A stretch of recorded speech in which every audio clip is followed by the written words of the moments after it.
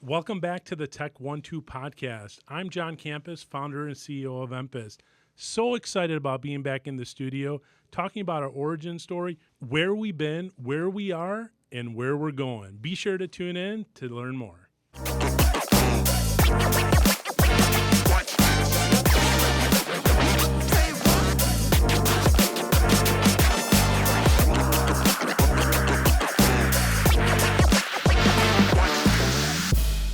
All right, microphone Tech 1-2. What is this? This is the Tech 1-2 podcast powered by EMPIST. I am beyond thrilled to be here today. My name is John Morris, and I'm riding in the captain's chair today.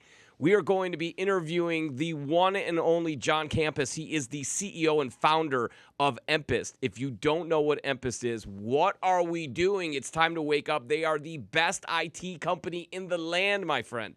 So, without further ado, the one and only John Kampas. How are you, sir? I'm doing great, John. I am beyond excited to be here today. Right? Back in the studio. Look at this. Revamped studio 2026. So excited to get this started. All right, so you're an IT company where we got to send a shout out to your marketing people. Oh, yes. My gosh, Marty and the squad, Zach, Katie, they have absolutely crushed it in here. The studio looks brilliant. Absolutely beyond what I expected. From where it was today, we have to put up a shot for the before and after of this room so that everybody can see the amazing work that the marketing team did. I'm so excited. They absolutely crushed it. So how you do one thing is an indication of how you do everything. Absolutely. So if your marketing team does that, then I can only imagine what the IT folks are doing for companies. But we'll get into that. Today we want to talk to you a little bit about why are we doing a relaunch of this podcast. If you check out the YouTube channel, you'll see that there have been episodes up, but we've decided that we're going to collaborate together, and we need to tell the EMPIST story. But that EMPIST story starts with John, and I want to just kind of go in the Wayback Machine and talk a little bit about, tell me a little bit about childhood, because typically when you get into tech, it starts early. So what was a day in the life of John Kampas, let's say early teenage years, when you started to find technology and discover that? Early teenage years, wow. So I didn't start picking up technology until I took my first finance class at college. Really? Yes. So, yes, I dabbled in technology. I mean, we understand, gaming and technology when I was younger.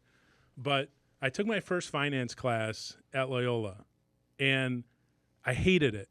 I said, this is not for me. This is something that I just can't get behind. Not that I'm, discounting at all what finance degrees and everything can do. It wasn't for me. Wasn't your vibe. I just didn't feel it. Yeah. I just didn't feel it. I dreaded every day, each class I was taking, and I'm like, this isn't for me. You can't operate that way. So I said, you know what? What do I have some passion around? What do I love doing?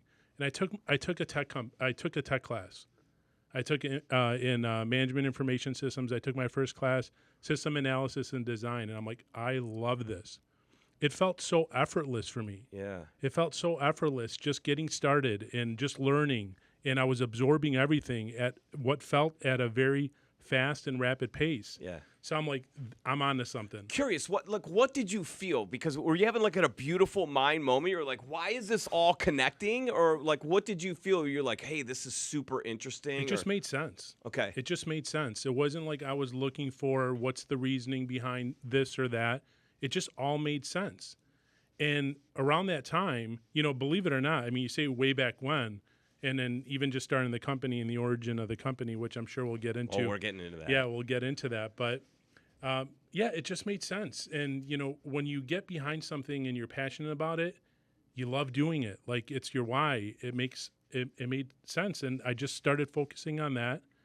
I remember at the time speaking with my, at the time, girlfriend, now wife, about it. And she's like, man, the way you're talking about this technology now, like, you could see the passion in your eyes, and I knew it was the right thing to do. That's amazing. By the way, if you're playing along, it's www.empist.com, so you can check that out, and you will see, like, once again, the marketing team is crushing it. The website is fantastic. So you feel it in your heart. You feel the vibes. It's a lot easier to get behind something when you have a passion for it. Where's the first gig? So where do you take this degree from Loyola, right? And where do you land right out of college? So while I was in college, I actually did an internship as well, and I was doing a lot of preparation back. It's crazy to think about when I started this, at 25 years ago, and right now I'm only 30 years old. It's crazy. It's amazing. 5 years old, he was in college. 5 years old. We are sitting here with the IT Doogie Howser. So, there was a lot of Y2K preparation. So it was around, 98, 99, 2000 Y2K preparation. When I started the business and I started my first official career, I started at a company which was called Exodus Communications. Exodus Communications, most people know Exodus today because they lost a lot of money because they went through the dot-com boom and the dot-com bust. So there were a lot of paper millionaires at the time. Stock options, people were driving Ferraris. And then when things tanked, I'll pay for it later. I'll pay for the taxes later. Yeah. And tax period came, and they had to sell those nice, beautiful things that they had purchased. So, it was an amazing experience for me. Why? Because, 1 out of every 3 clicks of the internet went through one of the Exodus data centers. Wow. So this is, again, dot-com boom, dot-com bust, major companies. For me, I gained so much experience just starting off my career there. In a very short amount of time, I was operating and managing one of the largest clients for Exodus and had an entire team, lived on the data center floor, essentially in the data centers, got a lot of experience. And I saw that everybody was focused on the enterprise. Everybody's focused on the enterprise. But what about the businesses that make up the majority of not just the United States, but worldwide businesses? Small to mid-size. Everyone's out there hunting elephants, man, and Exactly. there's a lot you could hunt some goats and some rabbits. There's all kinds of things. Exactly. So I saw this opportunity, and I saw, if everybody's focused on the enterprise, just what if, you could bring the enterprise solutions to the small and medium-sized businesses? And that's where it all started for me, and that's where I started the journey of starting EMPIST. So you wanted to provide the products and services that the elite businesses would require and demand, but you wanted to bring that to the small to mid-sized market who maybe was kind of getting less attention. They weren't the big portfolio account, so they might be getting the junior IT person. You said, no, that's not going to happen. We're going to bring elite service and high levels of technology to the small to mid-sized company and treat them like they deserve to be treated. Absolutely. I love it. Okay, so I'm curious, what does the word EMPIST mean? We know that you're Greek. We know that. So tell us what the word EMPIST means and why did you decide to name the company EMPIST? Sure. So a little bit of history on the name. So we actually rebranded in 2017. So when I started the business back in 2000, which, just touching on that story for a moment, $500 in a laptop, it was just me. Yeah, that's crazy. I had a passion. I knew what I wanted to do. I grew up in an entrepreneurial household. My dad never wanted me to stay in the business that he was in, which was restaurant. Go figure. Yeah. Greeks and restaurants. But he wanted, as any parent wants, their children to do more than what they've done. Mm-hmm. And my dad and mom were always like proponents, and they wanted us to do more, me and my sister. So when I saw this opportunity, especially during the dot-com boom and the dot-com bust, I said, look, what do I need? I need me. I need a passion. I need a desire, and I need some tech. So $500 in a laptop. Okay, so let's back up on that. What in your life, other than the guidance of your parents, instilled that type of that's audacity. Mm-hmm. What gave you the audacity 25 years ago at a very young age to say, all I need is a laptop and a few shekels to get this business going? Like, that's a lot of confidence. What led to that level of confidence? Well, now we're going to take it back many, many years ago. Let's go. So growing up in a household where my dad immigrated from Greece at the age of 12 by himself, not knowing any English at all, and immigrating to the United States in order to help support his family back in the village. So you're sending them all the money back? Yes, at 12 years old. So when you're growing up in a household where you're seeing this determination, this grit, this passion, in order to support, to do more than what perhaps your, initial beliefs or limits may have prevented you from doing, was a big part of it. It's like, what's the worst that can happen? The only regret that you have is not trying. So if you are if you're not gonna try, and then years from that point, you're gonna say, well, what if? That is the biggest regret that you'll have. Not that you tried and you failed. It's that that you didn't try at all. Yeah. So just growing up in that, and then seeing my dad as an entrepreneurial, growing and expanding his business, I just knew, like, what was the worst thing that could happen? Like, if you think about it, what's the worst thing? I'd fail and I'd learn, it'd be a good experience. So that, for me, just like seeing that growing up, that's what I grew up in. And it was simple. So when you compared it to a 12-year-old coming from across the world and didn't English. speak English, right? And how much money did he have on him when he got here? Probably $5. Probably not. I mean, this is what, 50s, 40s? Yeah, 1954. I mean, that's just that's unheard of. So he comes here on a boat. He gets these little side jobs. He's making, he's freelancing, right? Yeah. He's making, and then so when does he open up his first business? It must have been in the 70s. So when my dad came here, he actually he was in Knoxville, Tennessee.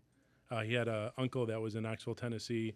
It wasn't even side gigs. He was just working as a dishwasher at a restaurant, not knowing English. The year after the first year, he actually got admitted to school, and he's 13 years old at this point. In kindergarten.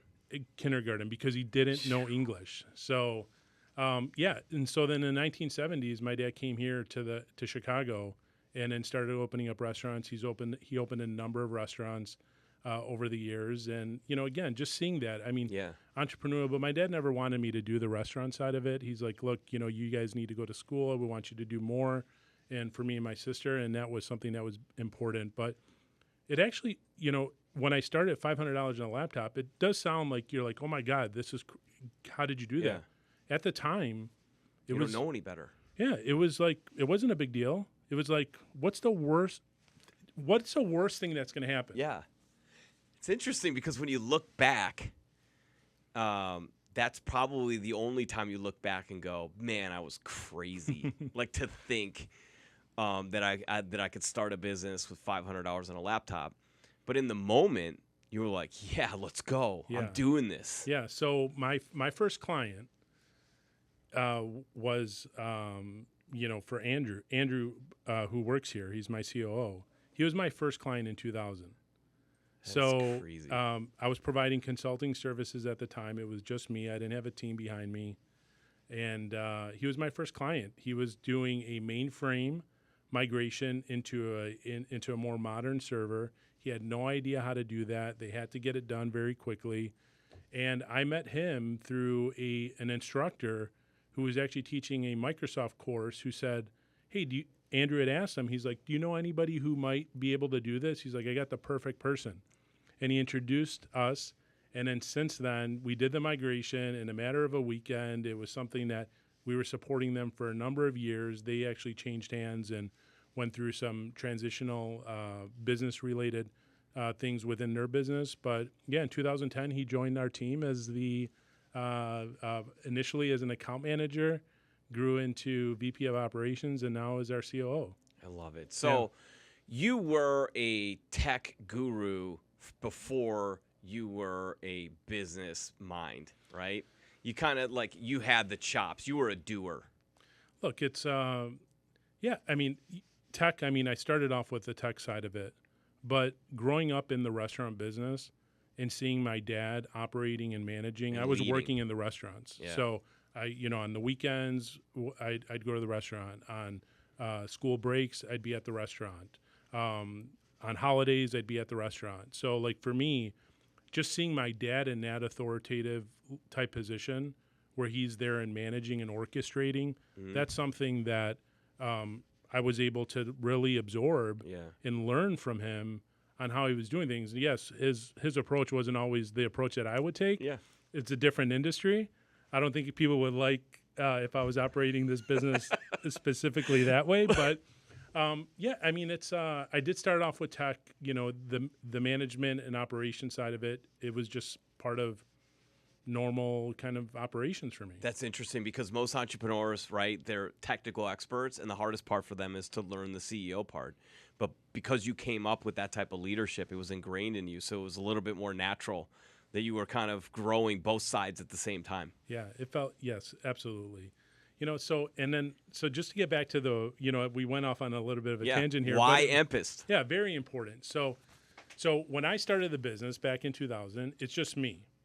Just look back in Wayback Machine and look at in 2000. It's just me, $500 a laptop. I'm like, I need a company name. I'm not going to call it like John Kampas's tech company. Mm-hmm. I'm like, oh, you know, everybody's calling it like, you know, especially from the restaurant side, everybody's like, oh, Nick's Gyros or like, you know, Nick's fast food. Yeah. I'm like, I'm not going to call it my name. So I'm like, I need to come up with a name. So I start researching it, and I come up with Digerati.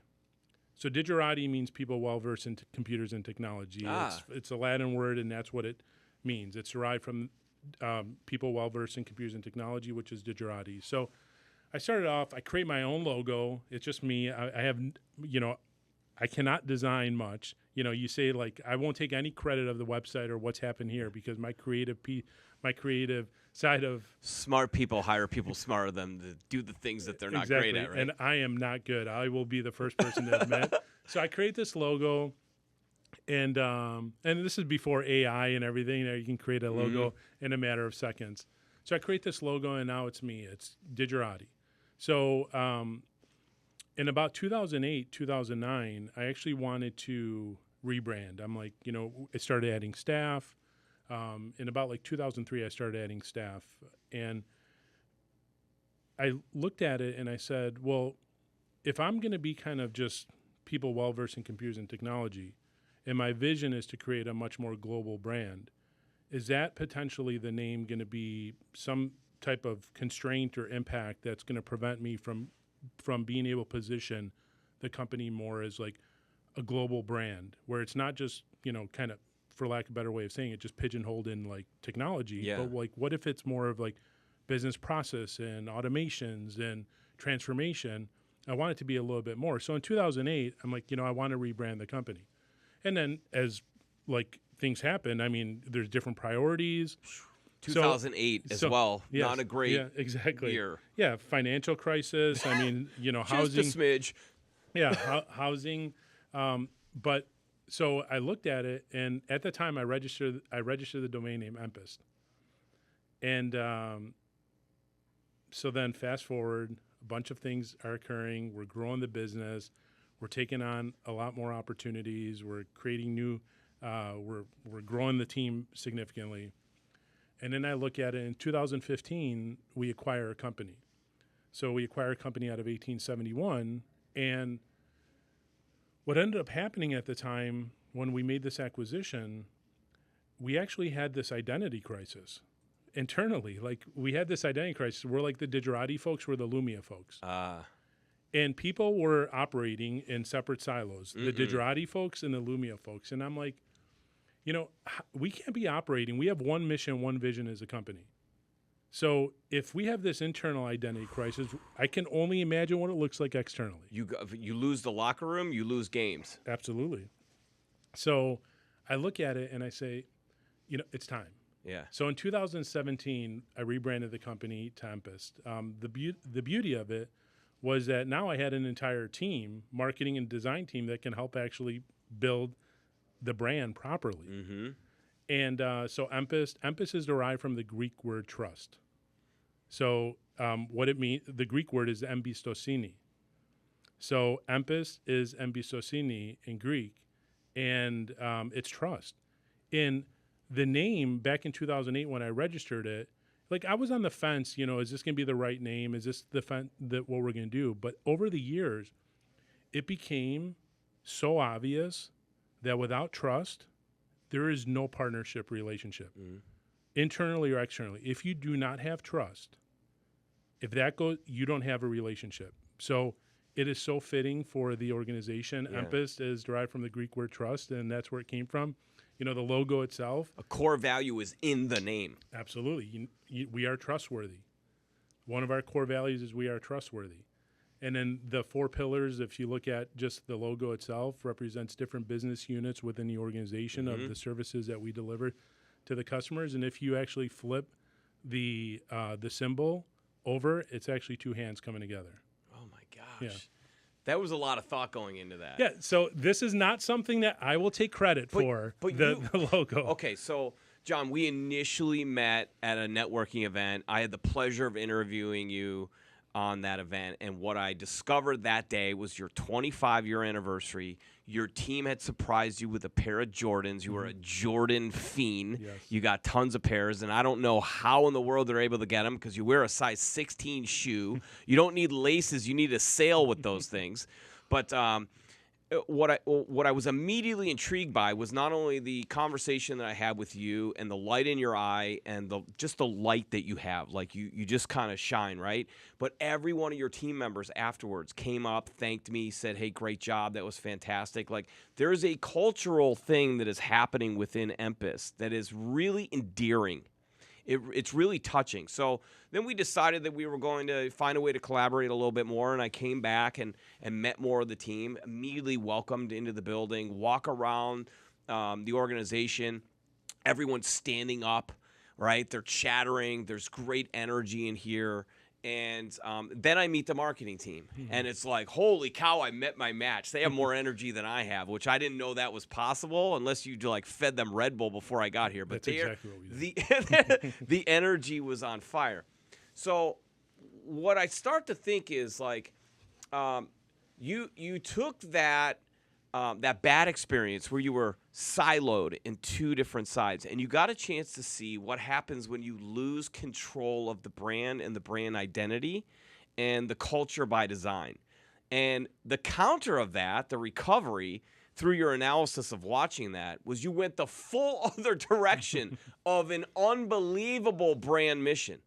Where everyone has clear defined core values. They have a clear understanding of the mission, and they are swagged out. So my question then is like, when did the branding thing really click to you where you were like, you know what, if we really are going to live this out, we need to be walking billboards. We need to talk the same. We need to sound the same. We need to have the same energy. Like we need to carry this out. When did that kind of click for you? That's a great question. I mean, I can't say that it was just, an instance or something that occurred in history. My philosophy around it is that you should rep your favorite brand. So instead of being swagged out with your favorite sports team, okay, yes, the Bears and everything, sure, everybody's going to be wearing Bears this Saturday. Let's I go. mean, come on. Everybody's going to be wearing Bears this Saturday, at least in Chicago. Hopefully we're wearing Bears in February. Yes, hopefully. But when you look at it and you're repping, designer brands, what influence do you have over that brand? Like what? Yeah. Do you have any association with a brand? It creates no revenue for you. Creates 0 revenue for you, 0 attachment. Yeah, it might look good, but what if you're actually repping the brand that you are directly involved in supporting and growing and making it an overall success? So like brand for me, and when I look at just the brand and people swagged out, yes, everybody when they start, they get swag. Every time we get new shipments of swag, we have swag. We have gamification where people get rewards and bucks where they can buy more swag. Yeah. We're not selling any of this stuff to the team. We want our team to feel, not because they're being forced to wear it, but they really feel it at their core. I'm going to rep my favorite brand. Mm-hmm. So at no point in time will you ever see me not rep EMPIST. That's a fact. I have not. Yes. Even when you were wearing like a designer sport coat Yes. at your whiskey and magician night, which was awesome. You were wearing a kick-ass blazer, but you were still rocking that shirt underneath Yes. that said EMPIST. EMPIST is it's something that I wear every day. I mean, I'm wearing socks. I'm wearing EMPIST. I'm not wearing an EMPIST underwear. Yeah. But Yet. yes. But our team has really talked about that too. Yeah. So, but look, just looking at the team, it builds when you're on a team for sports team. Mm-hmm. I relate to sports a lot. Me too. Are they wearing different jerseys? Oh, they're all wearing the same thing. And by the way, when you see them on practice day on a Wednesday, they're wearing the logo. They're on the press conference. Always wearing the logo. They're wearing the logo. So for me, I want to make that stuff accessible to everybody. We're not forcing it upon everybody, but when somebody is willing to rep a brand, and it's their favorite brand, then what else are they doing for the business that's helping promote and grow that business? So when you really get behind the brand, you want to win with the brand, and that is just an indication for me that people are fully behind growing this business and fulfilling the mission and vision of the company. So beyond that, what are some of the things, you said gamification, what are some of the things that you guys are doing culturally? Because this is, you're here every day. Yeah. So to you, it's become, this is life, right? And it's so there is you could take that for granted. I don't think that you do, but you could when you become desensitized to even things that are good. You can become desensitized to it. But this is not natural. This is different. This is very unique. And by the way, you can't have a culture that with this much pride if the work isn't good. Mm-hmm. Because if the phone calls and the customer service calls coming in are saying, hey, what are you guys doing? Yeah. I'm not repping that brand. Yeah. So to have 100+ people repping the brand daily tells me that the calls coming in are like, hey, everything's cool. This is really good. You guys are the best. Otherwise, people wouldn't rep it. So how are you creating that incentive? What is some of the feedback and the conversation that's happening internally? How is the team taking that internal feeling out to the marketplace? Great question. So as far as the brand goes itself, it's, I have this philosophy, best known beats best.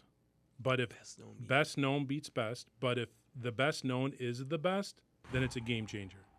So that's where we're striving to be. We want to be best known and the best, because if you are the best product but nobody knows about you, what does it matter? Like, nobody knows about you. If you're a sandwich shop and you got the best sandwiches on the corner and nobody knows about you, well, you're the best kept secret. So best known beats best, but our philosophy and our goal is to be best known and be the best.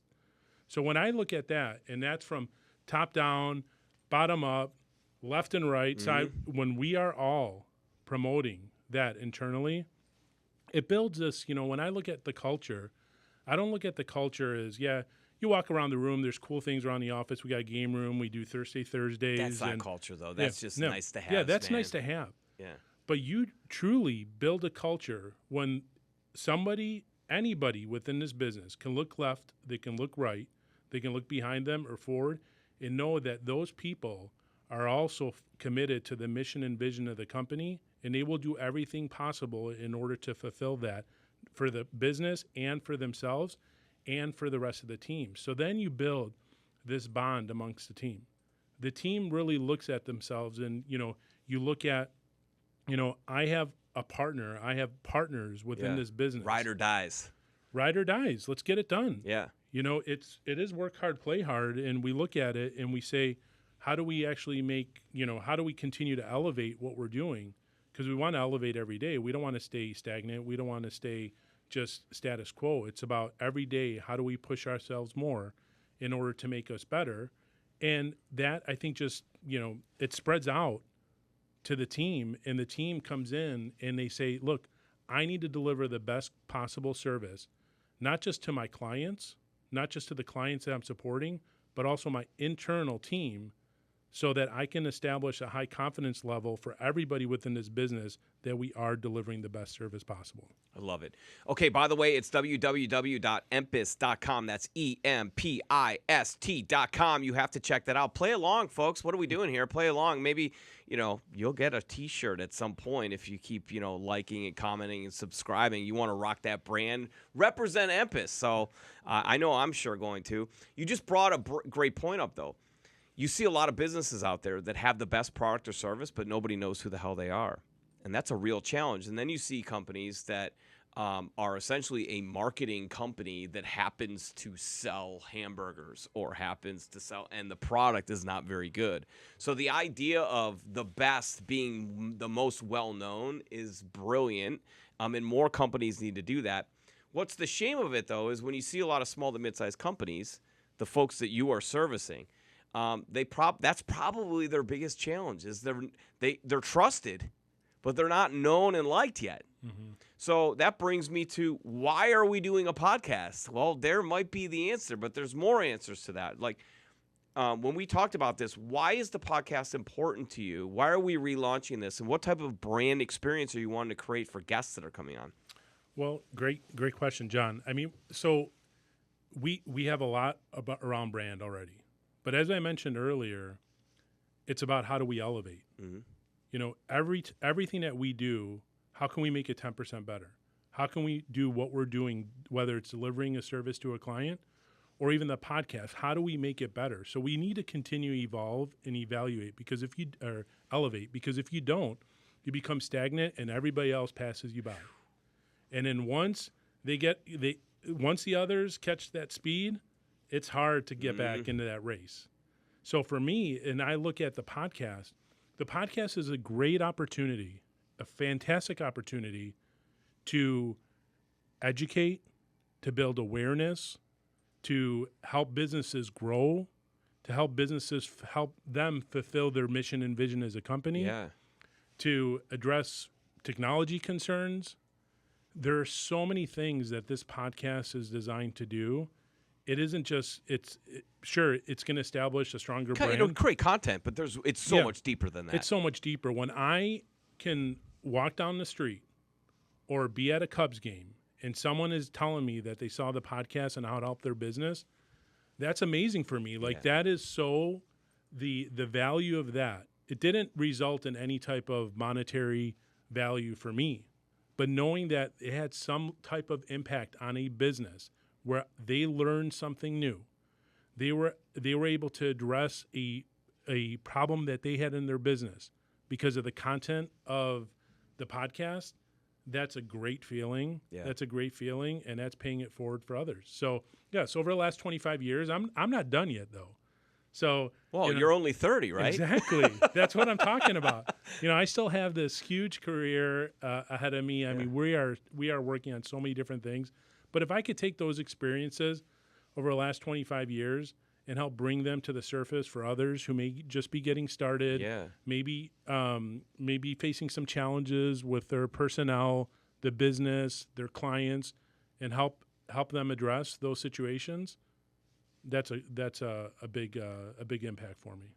That's some godly work. You are a man of faith. Do you feel like you've been touched by God? I feel like you got the light in you. Things work out for people that, work hard and take the time to educate themselves. But there's also, it seems to me that the way that you carry yourself and you live your life, that there's maybe some blessings that have happened for you as well. Look, faith is very important to me and religion is very important to me. It's all God's plan. Yeah. So, I'm just here fulfilling a mission, and I'm doing the best that I can, and enjoying it along the way. And the cool part is, because of that, you now are, to your point, is you want to help other people to be able to have the success that you've had, whether they be in the company or small business or mid-sized businesses that potentially could come on here and tell their story. And you could tap into their thought leadership and help to promote their brand. Absolutely. While creating some great content. I mean, that's that pay it forward kind of mindset. Yeah, having other guests in the studio that are bringing their perspective on their industries that they're specialized in and helping other businesses as well with the knowledge that they have, it's amazing. I mean, it's something that we're really excited about doing, and I can't wait to see all the impact that we're having. It's going to be tremendous. So here's the deal, right? We've talked now about your origin story. We've talked about who you are as a man, the upbringing, the family. Let's get to know a little bit about what you think. The world of technology is going faster than it's ever gone before. I mean, what we thought was amazing in 2020 feels like it's historic now. It's like caveman days. I mean, it's amazing how fast technology is moving. Now, that is an amazing thing on some cases because there's good sides to technology, but there's also a lot of bad actors out there, which has probably put a lot of pressure on you and folks in the industry to protect businesses. So talk to us a little bit about, let's start here. What are your thoughts on AI? Oh, that's a loaded question. I mean, it's interesting because there's so much great to it, but is it scary to you like it is to me? Because I'm not a technology guy. So typically, when you don't know something well, it's scary just out of the fact that you don't know it well enough. But you are an expert. Mm-hmm. So I'm curious to get your perspective, like how we look. So, okay, so it is a very loaded question, and I'm going to do my best to answer it.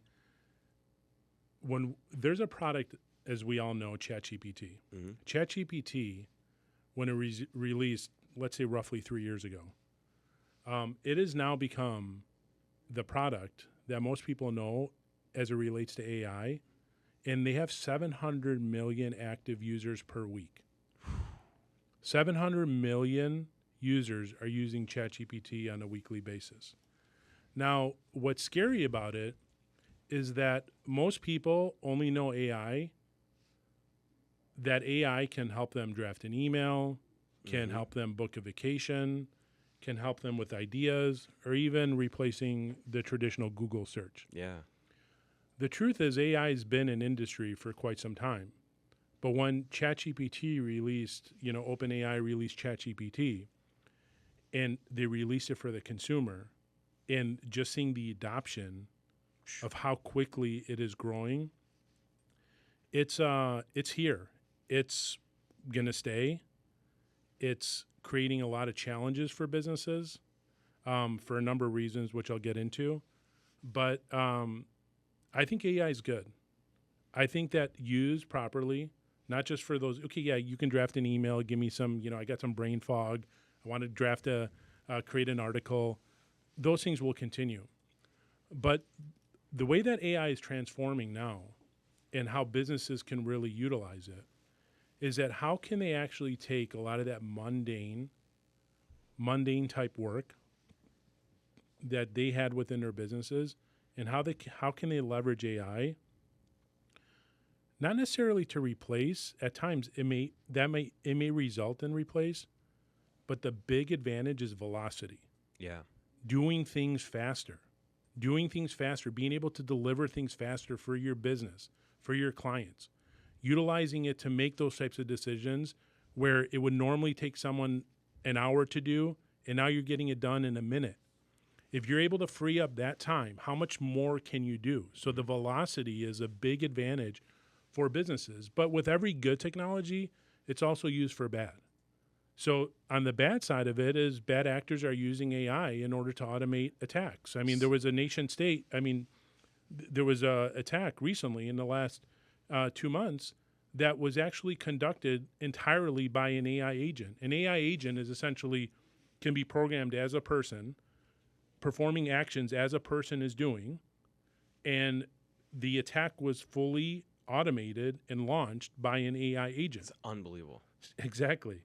So if you can actually have an AI agent where you don't need to train, you don't need to onboard, and you can actually give it a knowledge base of expert level knowledge base, how much more can you do and how much quicker can you do it? But yes, it is being used by bad actors as well. It's very exciting. I think we're living in a time right now where AI used properly can really help businesses grow, can really help businesses be more profitable, can help businesses expand very rapidly, but there's security concerns around it. There's privacy concerns around it, how it's being utilized.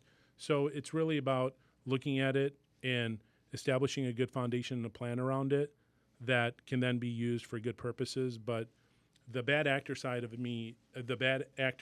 it actually does have a number of concerns around it and how it's being used and being weaponized. With every good technology, this happens. Yeah. It could be used for good, but also bad. So we come back to the situation that it's not the technology, it's the people. Yeah, it is. People need a moral compass.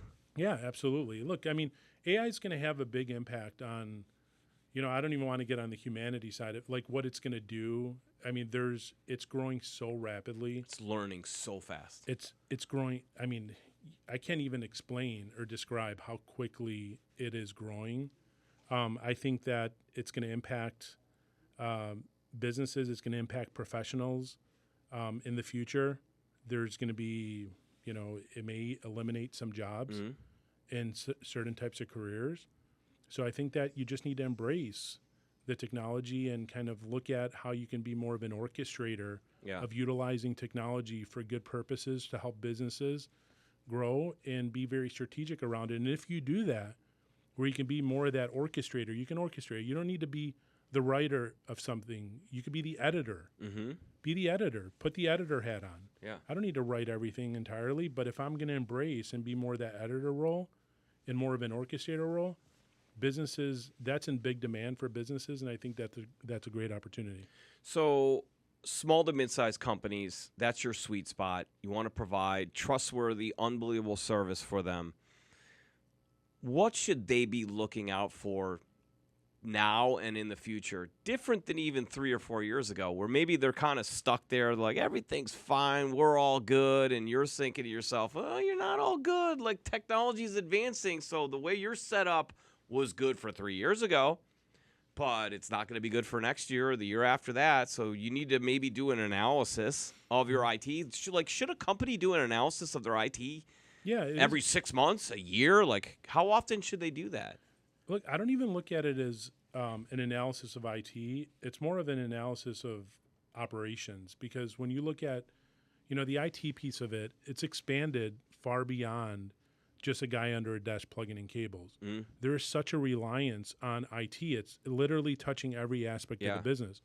So my recommendation is businesses should really be looking at how they're operating holistically as a whole within their business and seeing how they can actually look at how they can leverage technology in order to fulfill whatever, again, mission, vision, and goals that they have. If they're not achieving the goals that they've set forth, everybody's planning for plan for 2026. They sat down, 2026 is going to be our best year ever. We're going to crush it. How? Doing the same thing that you did over and over again? Won't happen. It won't happen. Yeah, you may get some traction. Maybe you'll grow a couple percentage points. Maybe you'll keep things status quo. But the cost of doing business went up, so you really just probably went backwards. Exactly. So, just looking at the business and having more of a discussion. This isn't a technology discussion. This is more of a business discussion that needs to be had with IT at the table. Yeah. That can help those businesses achieve what they desire. So you're saying don't call EMPIST at the point of a challenge. We need to be in the strategy meeting with you. That's when we look at the hundreds of clients that we support, the most effective that we've been with clients, where our clients are seeing the most value and the most return on investment for them is when we have a seat at the table. Yeah. If we are looked at, that's a true partnership. If we are looked at and being considered as just that reactive type role, yes, we're achieving what maybe the client needed us to do at the time, but we're not fulfilling. Our mission as a business is to fuel businesses with the technology they need to succeed. So I can't fuel a business with the technology they need to succeed if they're just calling me when something's broke. Yeah. And I to put out a fire. To put out a fire. Yeah. So yes, the most valuable and the most value for our clients is when we are able to deliver full strategy alignment to help them achieve their goals. There you go. So all of those things running in a parallel is going to free up the C-suite to be able to continue to do what they need to do, which is build shareholder value, crank that revenue up, add the right staff on, right? Yeah. And so you're kind of freeing them up, which is why you're saying, hey, seat at the table. Let's throw some blocks for you so you can go score some touchdowns, if I could use a sports analogy, right? That's kind of the process. Well, think about it. I mean, if we're working with let's say a law firm, the partners of the law firm probably don't have too much understanding about what's happening in technology. Why would they? Yeah, I mean, a general knowledge. Yeah, we don't need them to know that. I mean, they should stay focused on what they do best, which is providing legal services, and then partner with organizations who do what they do best in providing whatever service that is. So yes, it frees up a lot of time, but then when you look at it, it's the ROI on it, the return on investment for businesses that fully embrace that and understand what the role that we can play within with that organization and fully embrace and support that. It's a game changer for them, because we do a gap analysis. We look at, okay, we start with you today. Where are you going to be in the future? Let's say 2 or 3 years from now.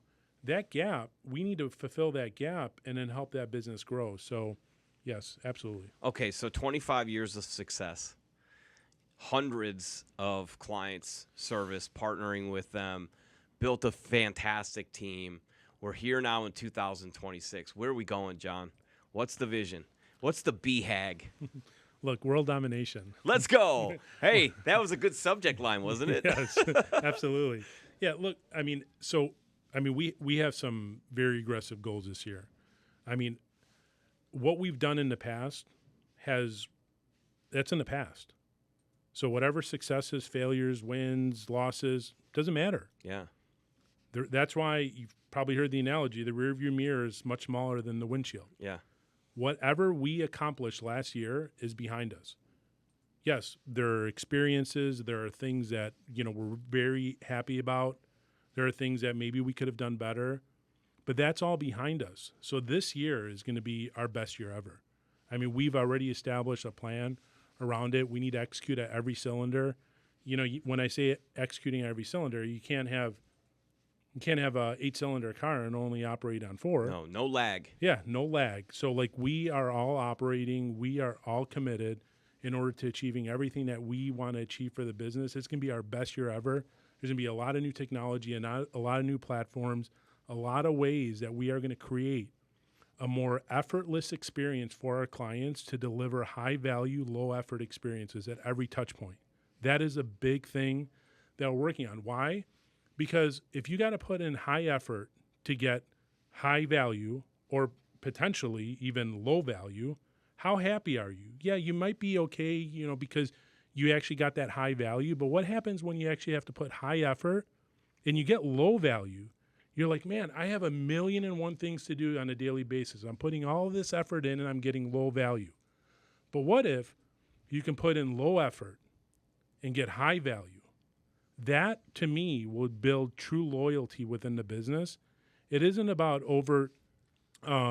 under-promising, over-delivering. It's about building a low-effort, high-value experience, and that is something that we are truly committed to doing this year and into the future, to make it low-effort, high-value, to get exactly what a client needs, and that's going to build a tremendous year for us. That's an amazing brand promise, and that starts from the inside out. Right, so the first thing is you got to get everyone internally on board with that. What's happened to get everyone? Yeah. What did you do to get everyone bought into that? Because I feel that vibe when I walk in here. Like there's some people on a mission here. Look, the first thing is it isn't just, one, we're very transparent. We have to communicate. So it's about getting everybody to fully understand. It isn't that transparency is huge, but the way it starts is creating a low-effort, high-value experience for our team. So they want to do it for your clients. Exactly. So that's where it's all started. Out. So low-effort, high-value. How do we improve processes? How do we improve systems? How do we improve the day in the life of an EMPIST employee today, where they can see that and say, wow, the way I used to do it, it was high effort, low value. Or maybe it was high effort, high value. But it was still high effort. Yeah.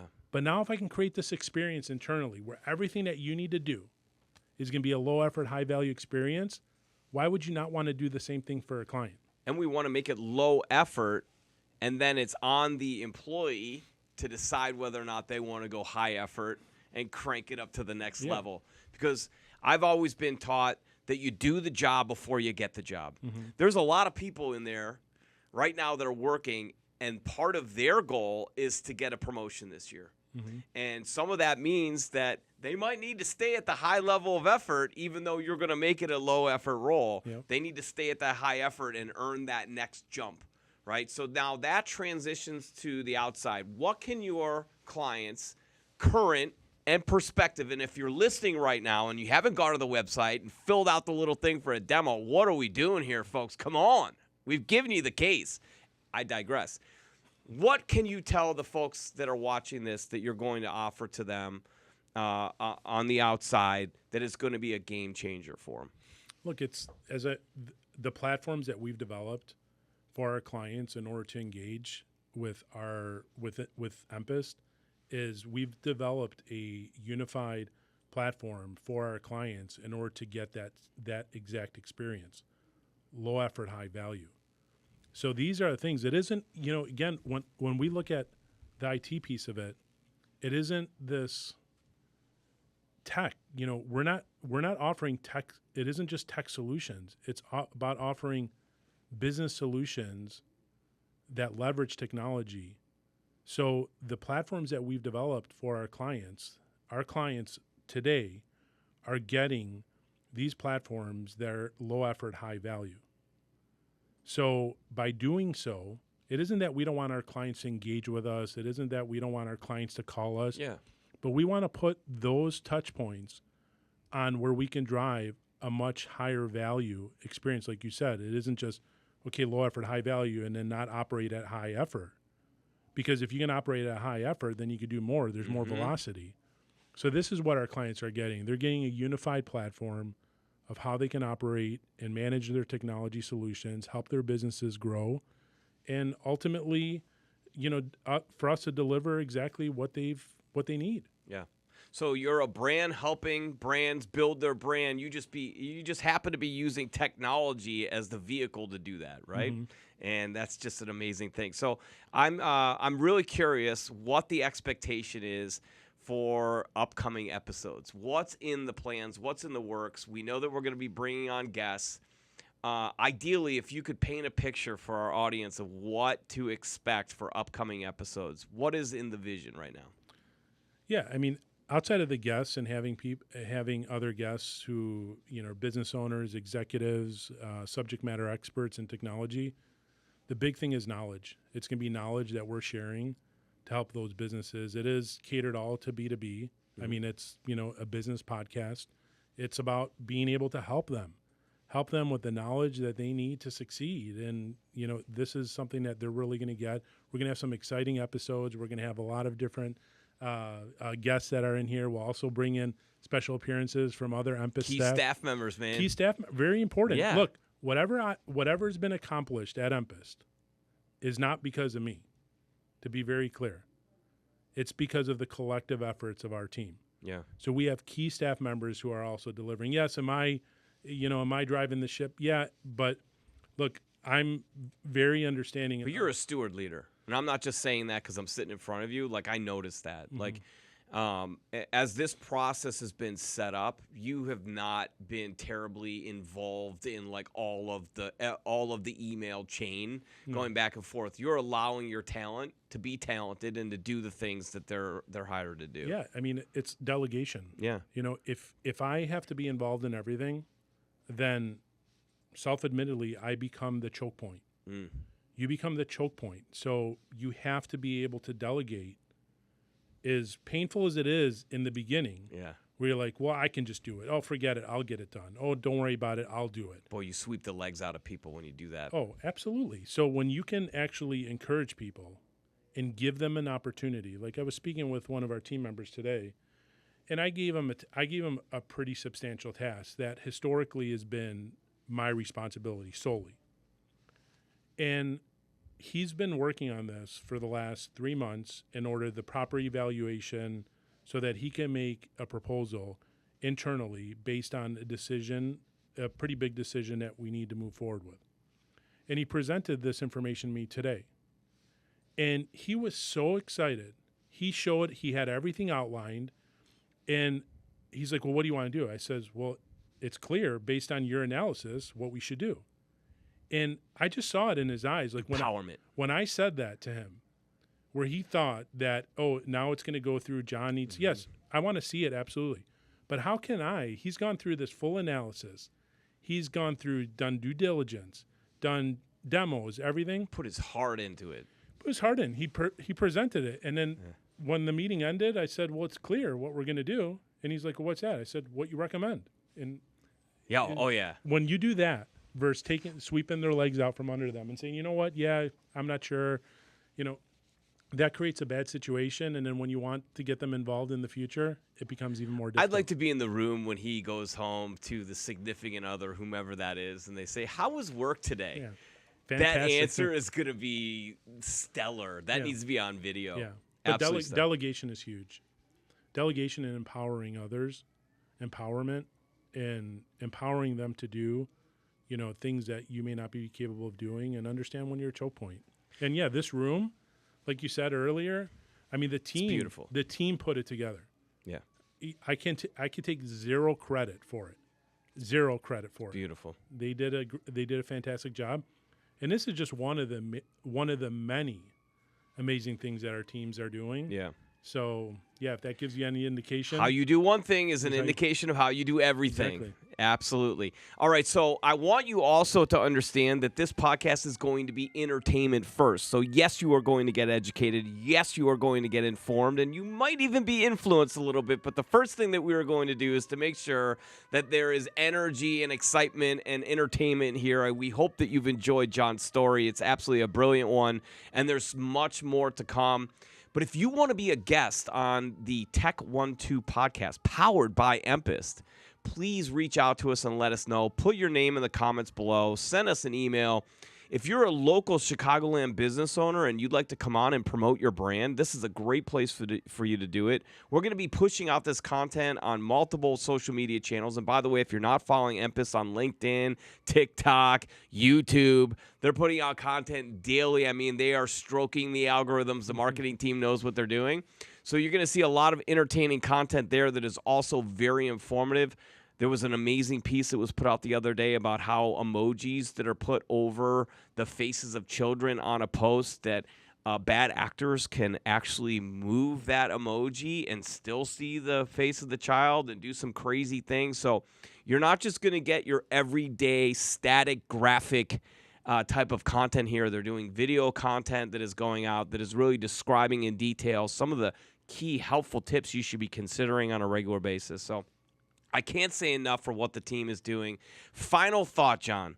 What is the final thought that you'd like to get across to the audience? I know you're fired up from this. I am.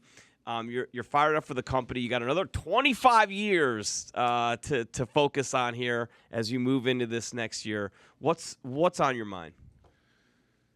As it relates just to the podcast, just anything, just rip it off. Final thought. What do you want to tell What do you want to tell people? Look, 2026 is going to be an amazing year, not just for EMPIST, but for all businesses that embrace technology and how they look at their businesses. They need to really look at how they operate today, how they can transform their businesses to position themselves for a much greater success for the years to come. So yes, 25 years at a minimum that we're going to be doing this. As you know, we're building a generational business. That's ultimately where we're looking to go with the business. But I'm very excited, super pumped about the podcast. I'm super pumped about what we're going to accomplish in 2026. Super pumped about having other guests in this podcast with me, talking about chopping it up, going through it, having some tequila, drinking. Having a drink in the podcast as well, sharing knowledge, making it entertaining. Yeah. And I'm just like, I am so glad that we're operating this type of business in this industry this year. It's like all because there's so much that's happening. I am so excited about the things that we're going to accomplish.